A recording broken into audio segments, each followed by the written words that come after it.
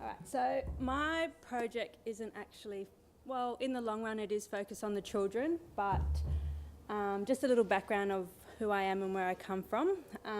I stayed at home for 8 years and had 4 beautiful daughters. Didn't finish high school, but then when it came time to start a career, once my girls were all old enough to go to school, I wanted to do something that was a passion of mine, and given that I'd spent my whole life looking after children and being part of big families, that was sort of what drew me, that, and I could work at the school that my children went to, and I could spend time with them and have them with me while I was working. Through that, I started as an educator and then became a director.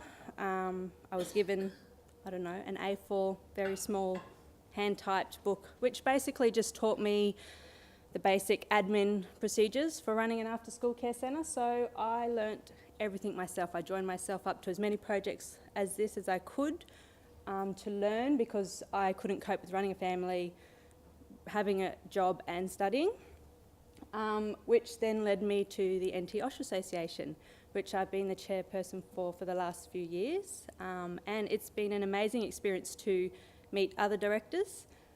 And I think the biggest thing that I've learnt is, when I look at the director's role, no offence to any men who are directors, I really compare it to a mother's role. We cover so many different hats in that one position. When I look at the school, they have a principal who oversees everything. They have a registrar, they have admin staff, they have teachers. We do all of that. We incorporate all of that, and then are also mothers, aunties, extended family. We get invited to christenings, like someone mentioned earlier. It's that relationship side that is the most rewarding thing, I think, about working in OSH. And I was looking at your stats about how long children had been in OSH, and you had one in there for 5. I think since I've been at my school, I've had 3 or 4 students that have been there from preschool until year 6 and headed off to middle school. So I've watched them grow that whole time, which is, I think, the most rewarding part of being there. So why I decided to do my project on the impact of the National Quality Framework on directors is, a lot of directors were becoming very stressed at the very beginning of all of this. And I just wanted to know, I guess, whether it was just because of the director's role, or whether it was because of the change, or, what was causing that stress. So, am I going the wrong direction? Right, there we go. So, like I just said, my project was about looking at the impact and exploring opportunities on improving support, clarifying what the directors' roles actually were, and gaining equitable working conditions for directors. I did this through surveys, so I surveyed all of the directors in the Northern Territory. I also sent out a survey to community members that support OSH, like your teaching organisations, PSCs, inclusion support, all those types of people, school management committees. I spoke one-on-one with a lot of directors at our network meetings. I reviewed documents such as the Leaders Development Kit from QCAN, because that obviously incorporated what directors needed to learn under the NQF. Looked at the standards, regulations, and worked with obviously other members of our NT-OSH Association, Department of Employment, and our PSC.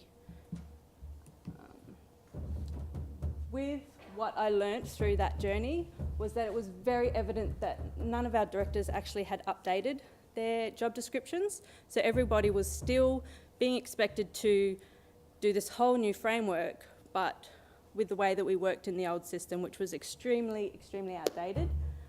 So one of my pet projects, which I really wanted to do, and because I'm the type of person that gets extremely excited about things and just wants to be able to do everything, and then you get told, well, you need to be realistic in what you can achieve.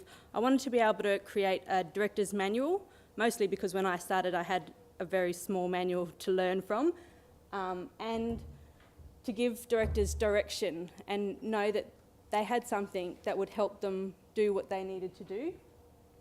We also found that majority of our directors were only on part-time hours, and with those part-time hours they actually were expected to be a part of the ratio. So they were lucky to have 2 hours admin time to do everything that is required under documentation, which it's just not doable. I also focused on the health and well-being of directors, because without a director being a leader and being supported, they were just becoming stressed, burning out. Directors that had been in the industry for such a long time but didn't necessarily have the qualifications, such as myself, were leaving. I haven't been in for a long time, but I didn't have qualifications, so they're not really supported to be able to continue their careers, because they felt, some of them, that they're too old to go back to university. But what they had in skills and experience could possibly outweigh any type of degree that they might need to get to be able to pass those qualification requirements.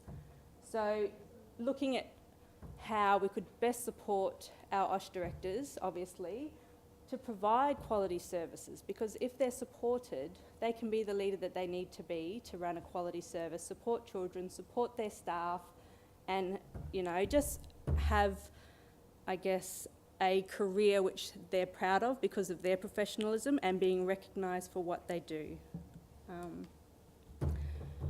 After all those findings, our recommendations were that we obviously needed to update our job descriptions.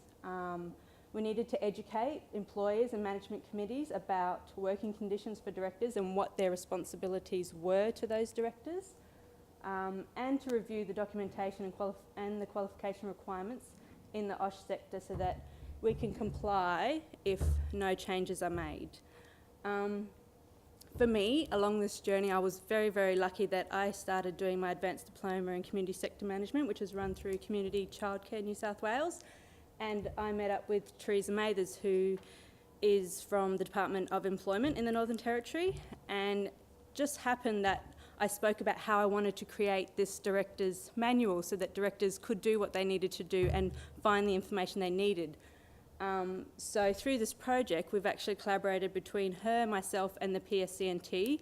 We gained funding, and we're about to give every director in the Northern Territory a director's manual, which also comes from Community Childcare, because it was just a really great resource. And we've also created a handout for all the management committees that actually clearly explain what their responsibilities are, because they're very uninformed as to what we need to do. So hopefully that will support them and the directors that they look after.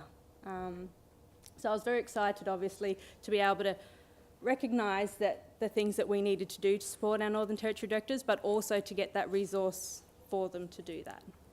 And that's where we are so far, because I haven't actually finished. We're still working on ours. Thanks.